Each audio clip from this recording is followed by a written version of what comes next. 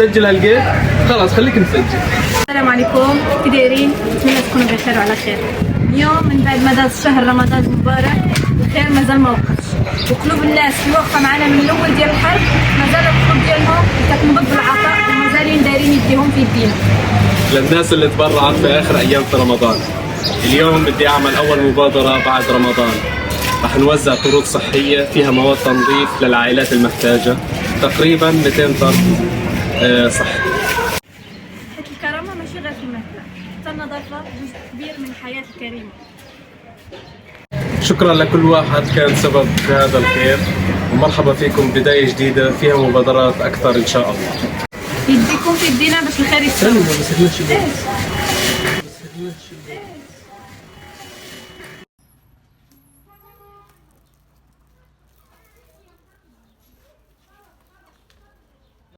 السلام عليكم ورحمة الله، كي دايرين؟ نتمنى تكون بخير وعلى خير، الامور ديالكم هانيه ان شاء الله. مرحبا بكم في هذا الفيديو. اليوم بغيت نشارك معكم تجربه جميله بزاف، تجربه فيها الخير والعطاء والمساهمه. بغيت نوريكم شويه من اللحظات اللي عشناها وحنا كنوجدوا هاد الطرود الصحيه، مواد التنظيف وكل حاجه زوينه باش توصل للناس اللي محتاجين. هاد اللحظات ماشي غير توزيع مواد، ولكن لحظات فيها حب، فيها تعاون، فيها روح المشاركة بين الناس. كل واحد منا قادر يساهم، كل واحد منا يقدر يدير فرق مهما كانت الإمكانيات بسيطة. المبادرة اللي درناها اليوم ما كانتش غير مساعدة مادية، ولكن كانت رسالة حب وأمل لكل شخص كيستقبل هذا الطرد. كل مرة كنشوفوا الابتسامة على وجوه الناس اللي كيستافدوا، كنحس بأن كل تعبنا وكل مجهودنا كيستاهل. هذه المبادرات كتعلمنا أننا مهما كانت الحياة صعبة ومهما كانت الظروف صعبة، المشاركة والعطاء كيعطيو للحياة معنى. وحتى إلا كانت يدينا صغيرة، ولكن مع بعضنا نقدروا نديروا فرق كبير وشاسع. ماشي غير أنا أو واحد من الفريق اللي كيخدم معانا، ولكن كل واحد منكم اللي كيشارك معانا، اللي كيآمن بالخير، اللي كيحب يساهم، عنده دور كبير. التعاون ماشي غير كلمات، هو أفعال، هو الوقت اللي كنخصصوه، هو الجهد اللي كنبذلوه باش نوصلوا المساعدة للناس اللي محتاجينها. ومن خلال هذه اللحظات كتعلمنا أن كل مساهمة صغيرة كانت أو كبيرة عندها قيمة كبيرة عند الله، وحتى أصغر عمل كيقدر يغير يوم كامل لواحد الشخص محتاج. ودابا غادي نعاود لكم كيفاش كتتم العملية من الأول ديالها حتى النهاية ديالها. قبل ما نبداو في التوزيع كيبدا كل شيء من التوجد. كنوجدوا المواد، كنفرزوها، كنشوفوا شنو خاص كل طرد، كل قطعة صغيرة كنختاروها بعناية، كنحسوا بالشخص اللي غادي ياخد، كنختاروا ديك الشيء كيف ما حنا كنبغيوه لنفسنا باش نوصلوا الافضل لكل شخص محتاج. هاد التوجد ماشي مجرد ترتيب، هو لحظة باش نفكروا في الحب والنية اللي غادي توصل مع كل طرد. كنحسوا بشي شعور زوين، كل واحد فينا كيعرف ان التوجد اللي كيوجدو غادي يخلي شي حد فرحان ومستافد. عرفتوا نقول لكم واحد الحاجه، الحياه هنا في غزه صعيبه بواحد الطريقه ما كتقدرش انك تصورها الا عشتيها بعينيك. كل نهار كتفيق وكتعرف ان الطريق قدامك مليء بالتحديات، ما كاينش الماء، ما كاينش الضوء، الاسواق ما فيهاش كل شيء هنا كتحتاجه كيخصو مجهود كبير وصبر اكتر. وكل لحظة فيها كتعيش درس، كتاخد واحد الدرس في حياتك. انا جيت من المغرب وكنعيش معاهم وكنحس بكل لحظة صعيبة كيعيشوها. كنشوف الدراري الصغار اللي كيلعبوا في وسط الانقاض وكيتعلموا وسط صمت الشوارع. كنشوف النساء اللي كيعياو باش يوفروا لقمة العيش لعائلاتهم، وكنشوف الرجال اللي كيحاولوا يحميوا بيوتهم واحلامهم. كل واحد هنا عنده قصة، كل يوم كيدوز عليهم فيه تحديات كبيرة، ولكن مع كل هاد الصعوبات كتلاحظ شي حاجة غريبة، القوة ديال الناس، الصمود ديالهم والإيمان ديالهم بأن الحياة غادي تستمر كتلقاهم كيتعاونوا مع بعضياتهم، كيتقاسموا ما عندهم وكيضحكوا رغم كل الأحزان. هاد الابتسامة الصغيرة ديال أي طفل صغير، هاد الكلمة شكر بسيطة من واحد محتاج، كتخليك تعرف أن حتى أصغر عمل كيخلق فرق كبير. سلمى ليش مبسوطة؟ عشان الشغل في المنظفات بدنا ننظف.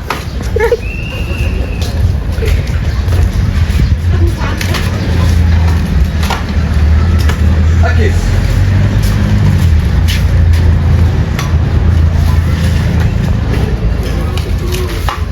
ايش بتسوي؟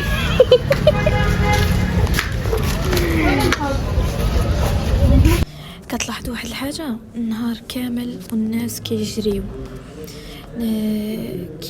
على الصف ديال الماء باش انهم يعمروا قربة ديال الماء. الناس كيجريو كيمشيو باش يوقفوا على التكيات ديال الماكله باش يقدروا يوفروا التوصيل ديال الماكله لوليداتهم.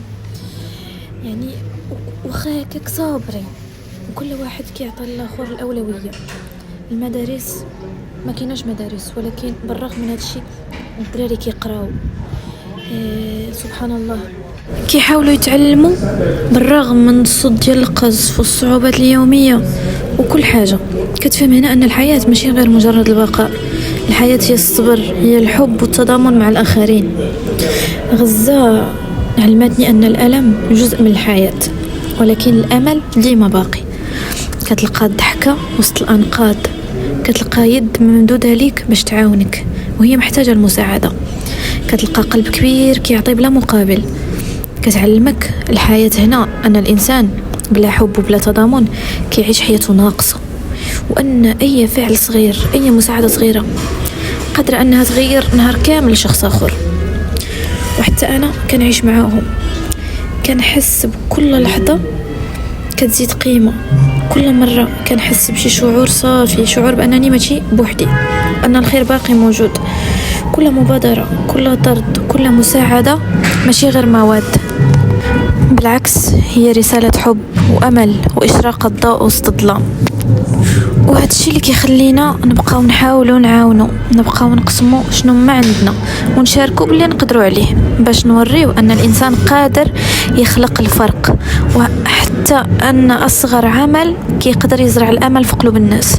غزة رغم كل المعاناة علمتنا كيفاش نعيشوا بالقلب ديالنا، كيفاش نحسوا بالآخرين، وكيفاش نآمنوا بأن الخير ديما باقي، وأنه الأمل كيتولد من أصغر الأشياء.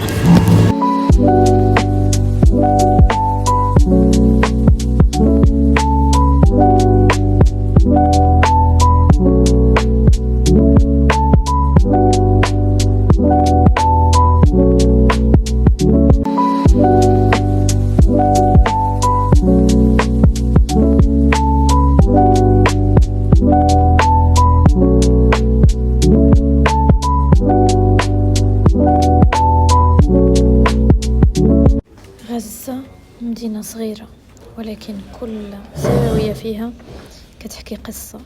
كل نهار كتفيق على صوت الحياة الصاخب، على صوت الناس اللي كيحاولوا يعيشوا، كيضحكوا رغم التعب، وكيواجهوا الظروف اللي ما كتسمحش بالراحة.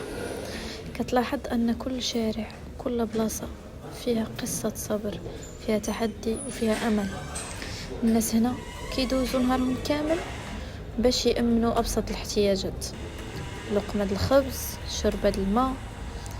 حتى ولادهم كتحس بهم كبروا قبل الوقت، بالسيف عليهم حيت الحياة اللي فرضت عليهم هذا الشيء. ايوا قررنا ندخلوا وليداتنا معنا باش يشاركوا في التوجد ديال الطرود ويعاونونا، ماشي غير المساعدة بسيطة، ولكن باش نغرسوا فيهم قيم العطاء منذ الصغر. بغينا يكبروا على فعل الخير باش هاد القيم تبقى معهم حياتهم كاملة وتولي جزء من شخصيتهم. كل حركة صغيرة كيديروها، كل قطعة كيحطوها في الطرد، كل ابتسامة كيوزعوها لشخص محتاج كتزرع في قلوبهم الرحمة والمحبة للآخرين. كنشوف الفضول ديالهم، الحماس ديالهم، والفرحة اللي كتكون في عينيهم ملي كيعرفوا أنهم ساهموا بحاجة غادي تفرح شي حد آخر. وهاد اللحظات بصراحة كتعلمهم درس أكبر، من أي حاجة واحدة أخرى. حتى وإحنا كنوجدو كنلاحظو كيفاش كيتعلموا الصبر، كيفاش كيخدموا مع الفريق، كيفاش كيحسوا بالمسؤولية. كنحسوا معاهم بالحب اللي كيتولد في كل طرد، كل ابتسامة. وكتعلمنا معاهم أننا حتى من صغرنا قادرين نخليو أثر في حياة الآخرين. بغيت لولادنا وبغيت لكل طفل يعرف أن الخير ماشي مجرد فعل وقتي، ولكن هو عادة، هو قيمة، هو جزء من القلب ديالك اللي كيبقى معاك طول حياتك. وأن الإنسان كيعطي الحب، اللي كيعطي الحب كيعطي الأمل، كيعطي فرق كبير. غادي يشوف الأثر ديالو كيكبر مع الوقت، وغادي يعرف أن حتى أصغر عمل صالح قادر يغير نهار كامل لشي حد محتاج. ايوا خوتي، الله يخلي لكم وليداتكم وتشوفوهم كيف تمنيتوا يا ربي، ويوصلوا لأعلى المراتب وتكونوا ديما فرحانين بيهم. واخيرا وصلنا للمرحله ديال التوزيع، اللحظه اللي كتعطي كل التعب والمعاناه اللي دازوا نهار كامل كتعطيهم معنى. كل طرد خرج من بين يدينا كنعرفوا انه غادي يوصل لشخص محتاج، غادي يفرح به وغادي يحس بالحب والاهتمام اللي خدمنا عليه. كنمشي من باب لباب وكنلاحظ النظرات اللي كتبدل من الحزن والقلق الى ابتسامه صافيه، ابتسامه كتقول لك اكثر من اي كلمه. الاطفال كيتفرجوا في الطرود وعينيهم كتلمع بالفضول والفرحه، والعيالات والرجال كيشكروك بكلمات بسيطه ولكنها مليانه احساس، كتخليك تحس بان كل مجهود صغير انت درتيه كان كيستاهل. الجو كله فيه طاقه ايجابيه رغم الظروف الصعيبه. الناس كيتعاونوا مع بعضياتهم، كيعاونوا بعضياتهم باش يوصلوا الطرود لبلايصهم. كتلاحظ التضامن اللي كيبين ان الانسان قادر يعطي حتى بلا مقابل. بعض الاحيان كتلقى شخص كيشاركنا حكايته او كيشكرك بكلمه من القلب، هادشي كيخليك تعرف ان الخير اللي قدمناه ماشي غير مواد ولكن اثر كبير في القلب ديال الناس اللي ما داش عليهم القليل. التوزيع كيعلمك بزاف، كتعرف قيمه الصبر، كتعرف قيمه الابتسامه وقيمه كل لحظه صغيره. كل طرد كيجيك منه درس جديد، كل تفاعل مع الناس كيعطيك إحساس بأن أي عمل صالح مهما كان صغير قادر يخلق فرق كبير. كتلاحظ الأطفال اللي كيشوفوا العملية كلها، وكتفكر كيف هذه التجربة غادي تبقى معهم حياتهم كاملة، وغادي تعلمهم الحب والرحمة ومساعدة الآخرين بلا ما ينتظروا مقابل. حتى في وسط التعب كامل والمجهود الكبير كيبان أثر الفرح الحقيقي في الضحكة ديال الأطفال، في كلمات الشكر وعينين الناس اللي كتعطيك شعور بأن الحياة ممكن تبقى زوينة رغم كل الصعوبات. كتحس أن كل ثانية قضيناها في التوجد كانت كتستاهل، وأن التوزيع هو لحظة تكريم لكل الناس اللي شاركوا، لكل اللي ساهموا معنا، والكل اللي آمنوا بالخير. ايوا هكا كتكتمل الرحله من التحضير للتعبئه للتوزيع. كل لحظه فيها حب، كل لحظه فيها اثر، وكل لحظه كتعلمك ان المشاركه، العطاء والنيه الصافيه قادره تولد امل، قادره تخلي الابتسامه تبقى وتكمل، قادره تخلي القلب يفرح ويشعر بالقيمه ديال كل فعل صغير. واخيرا بغيت نشكر كل واحد ساهم، كل واحد دعم، كل واحد آمن بالخير. الناس اللي تبرعوا بالفلوس، والناس اللي تبرعوا بالوقت ديالهم، وحتى بالكلمة الطيبة. انتم اللي خليتوا هذه المبادرة ممكنة. كل طرد وصل للناس اللي محتاجينه، كل ابتسامة احنا شفناها، وكل فرحة حسينا بها هي بالسبب ديالكم. ماشي غير المساعدة اللي قدمتوها، ولكن الحب والنية اللي موراها هي اللي خلات القلب ديال كل شخص محتاج يحس بالأمل وبالأمان، بأن الناس باقين كيحسوا بهم. انتم اللي علمتونا أن الخير باقي، وأن التضامن ممكن يخلق فرق كبير في حياة الآخرين. كنشكر كل واحد منكم من القلب على كل لحظة قضيتوها باش توصلوا الخير للناس اللي محتاجينه. الدعم ديالكم ماشي مجرد مساعدة، هو رسالة أمل، هو دليل أن حتى وسط أصعب الظروف الإنسان قادر يعطي، وقادر يبغي، وقادر يزرع الفرحة. وكنقول لكل واحد فيكم الفضل ليكم من بعد الله سبحانه وتعالى، وانتم سبب في الابتسامة اللي شفناها اليوم، وسبب الأمل اللي حسوا به الناس. نتمنى أن هذه اللحظات تبقى في القلب ديالكم بحالها بحالنا، وأنكم ديما تعرفوا أن أي فعل صالح مهما كان صغير قادر يخلق فرق كبير. شكرا من القلب لكل واحد ساهم، وكل واحد ساعد، وكل واحد آمن بالخير.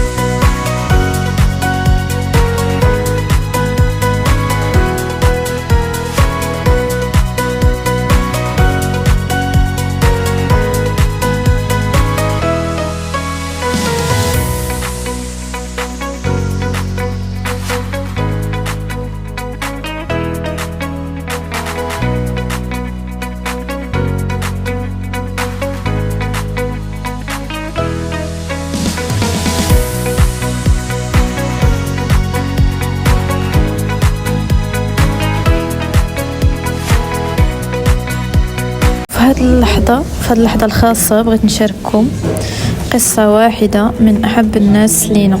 هذا السيد الكبير اللي كيجي عندنا وديما كيستافد من المبادرات ديالنا. هذه المرة صورنا اللحظة اللي كيستلم فيها الطرد ديالو، وشفنا الفرحة الحقيقية في عينيه. ابتسامة بسيطة ولكنها كتسوى الدنيا كاملة. ايوا خوتي، هادشي اللي كاين. كنتمنى يكون عجبكم الفيديو. الا عجبكم الفيديو ما تنساوش تشاركوا معنا في القناة، تشاركوا هذا الفيديو مع الناس اللي كتبغيوهم باش يشوفوا هذه اللحظات. وما تنساوش دعمونا، حيت الدعم ديالكم سواء بالكلمة الطيبة باللايك او بالمشاركة كيعني لينا بزاف، وكيخلي المبادرة تكمل وتوصل للناس اكتر. راكم عارفين احنا معاكم، كل واحد فيكم جزء من هذا الخير، وهذا الشيء اللي كيبقى في القلب ديالنا جميع ان شاء الله.